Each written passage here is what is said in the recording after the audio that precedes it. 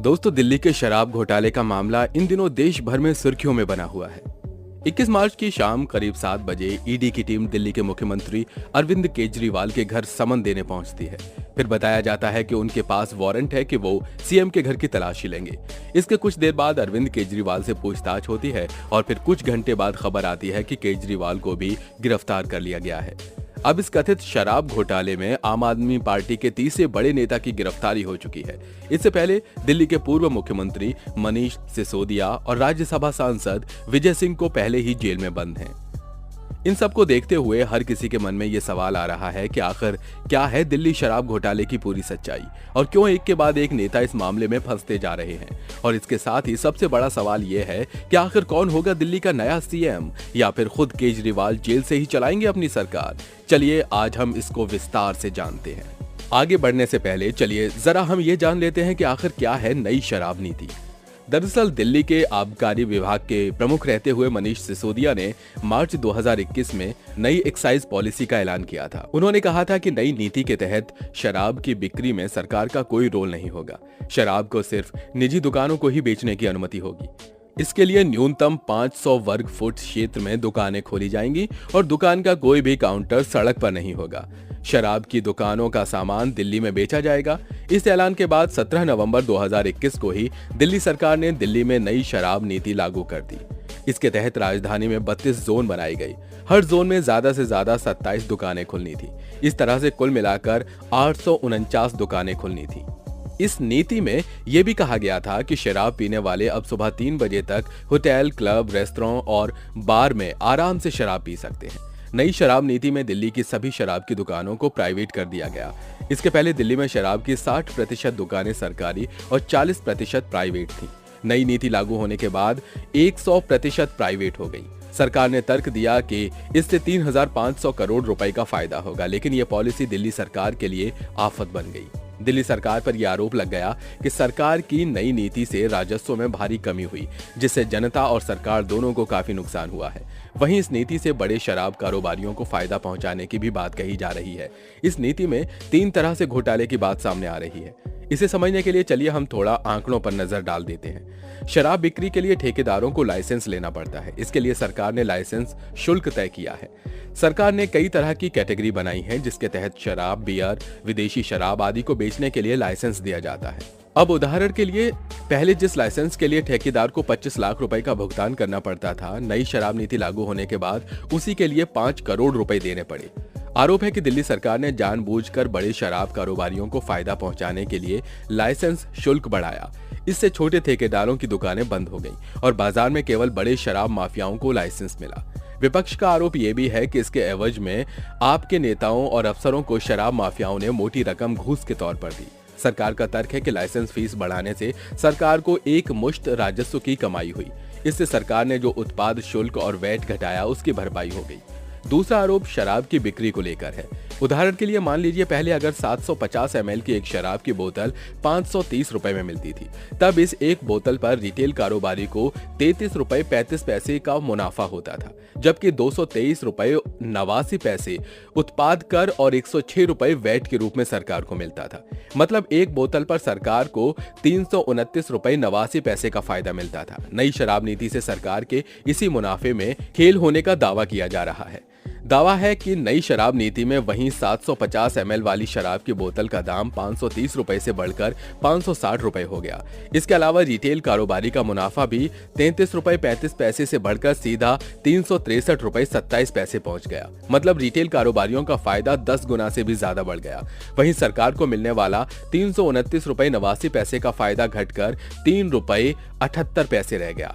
इसमें 1.88 रुपए उत्पाद शुल्क और 1.90 रुपए वैट शामिल है। इन सारी चीजों को देखने के बाद दिल्ली के मुख्य सचिव ने जुलाई 2022 में इसमें कुछ अनियमितताएं पाई और इसकी जानकारी दी। इसके तुरंत बाद दिल्ली के उपराज्यपाल ने नई आबकारी नीति में नियमों के उल्लंघन के खिलाफ आवाज उठाई और सीबीआई की जांच की मांग की। इसके अगले महीने सितंबर 2022 से केंद्रीय जांच एजेंसी ने अपनी जांच के बाद शराब घोटाला मामले में गिरफ्तारी करना शुरू कर दिया। इसमें पैसों की हेराफेरी का भी आरोप लगा, इसलिए मनी लॉन्ड्रिंग की जांच के लिए ईडी ने भी केस दर्ज कर दिया। मुख्य सचिव ने अपनी रिपोर्ट में मनीष सिसोदिया पर गलत तरीके से शराब नीति तैयार करने का आरोप लगाया था। मनीष सिसोदिया के पास आबकारी विभाग भी था। आरोप लगाया गया कि नई नीति के जरिए लाइसेंसधारी शराब कारोबारियों को अनुचित लाभ पहुंचाया गया। केजरीवाल सरकार के द्वारा लाई गई और फिर वापस ली गई आबकारी नीति के मामले में जांच एजेंसी ईडी देश भर में कई जगहों पर छापेमारी कर चुकी है।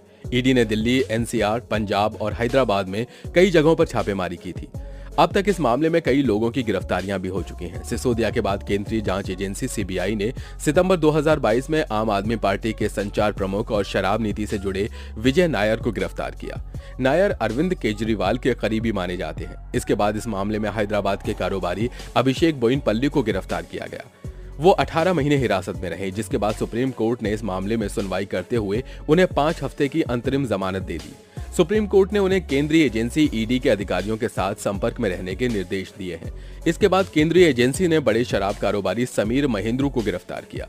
इसके बाद इस घोटाले के मामले में साउथ ग्रुप के मुख्य सदस्य पी शरत चंद्रा को भी जेल हुई। उनके साथ ही बिनोय बाबू, जो फर्टिलाइजेशन एंड परनोड रिसर्च बैंड से जुड़े हुए थे, वो भी गिरफ्तार हुए। शराब घोटाला मामले में अमित अरोड़ा भी गिरफ्तार हुआ, जो इस मामले में मिडिलमैन माना जाता था। इन लोगों को वर्ष 2022 में गिरफ्तार किया गया था। वहीं वर्ष 2023 में सबसे अधिक गिरफ्तारी हुई, जिसमें केंद्रीय एजेंसी ने गौतम मल्होत्रा, राघव मंगोटा, राजेश जोशी, अमन ढाल, अरुण पिल्लई, मनीष सिसोदिया, दिनेश अरोड़ा और संजय सिंह को गिरफ्तार किया। वहीं इस साल 2024 में 2 बड़ी गिरफ्तारी हुई हैं, जिसमें अरविंद केजरीवाल का नाम और तेलंगाना के पूर्व सीएम के चंद्रशेखर राव की बेटी के कविता का नाम शामिल है। केजरीवाल की गिरफ्तारी के बाद सभी के मन में सवाल उठ रहा है कि दिल्ली सरकार का क्या होगा, किस तरह से दिल्ली की सरकार चलेगी। केजरीवाल क्या झारखंड के मुख्यमंत्री रहे हेमंत सोरेन की तरह इस्तीफा देकर अपनी जगह किसी दूसरे को सत्ता की कमान सौंपेंगे, या फिर अपने पद पर बने रहेंगे और जेल से ही रहते हुए सरकार चलाएंगे। इस तरह के उठ रहे इस तमाम सवालों के जवाब की तैयारी आम आदमी पार्टी और केजरीवाल ने पहले से ही कर रखी थी, क्योंकि गिरफ्तारी की आशंका उन्हें पहले से थी।